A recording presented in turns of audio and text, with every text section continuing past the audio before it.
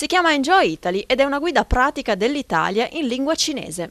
È stata presentata dal Consorzio di Promozione Vicenza E all'ultimo piano della splendida Basilica Palladiana, da qualche anno restituita al suo antico splendore dopo un periodo di restauro. Il testo è un valido supporto per il viaggiatore cinese che giunge da lontano nel nostro paese e vuole conoscere la nostra storia e il nostro stile di vita, attraverso la visita delle diverse destinazioni. L'autrice di questa guida è una giornalista cinese che vive in Italia da 8 anni. 介绍这一本书，他说您这本书介绍的是意大利的全面的一个介绍的吗？你可以大概简短的说一下。我介绍的是意大利的一条路线，就是因为意大利的旅游资源太丰富了，一本书实在说不完。我选择了一条从北到南的路线，从 Venezia 到Sardinia 的一条路线。Ok, lei praticamente su questo libro ha presentato un'idea come guida per il turismo cinese, perché in Italia ci sono tantissime cose da vedere, da mangiare, non può scrivere solo sul libro, quindi ha creato un'idea, una strada da nord al sud, inizia da Venezia fino a Sardegna, attraverso tutta Italia. Per il turismo veneto il mercato cinese rappresenta un bacino di estremo interesse, con dati in crescita. Abbiamo dimostrato che anche sulla Cina il Veneto è la prima regione e quindi noi dobbiamo puntare su un mercato che è in continua crescita.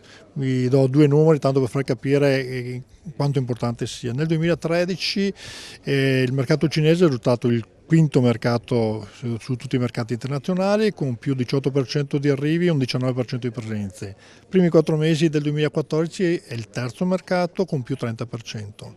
Il 70% dei 98 milioni di viaggi che ogni anno fanno i cinesi sono viaggi non di gruppo e non realizzati tramite tour operator. Si parla invece di turismo indipendente. Il turista indipendente si ferma di più sul territorio e ha una maggior propensione alla spesa. Fondamentale per il Veneto rivolgersi a questo tipo di viaggiatore. Sì, perché appunto la Cina è un mercato gigantesco, 160 città oggi in Cina hanno più di 1 milione di abitanti, ce n'è una che da sola ha 30 milioni di abitanti, si fa fatica ad aggredire un mercato come questo con un albergo o 3 alberghi che si mettono assieme, bisogna costruire una rete importante, una rete nazionale, capofila inevitabile a mio parere è il Veneto. Io penso oggi di aver raccolto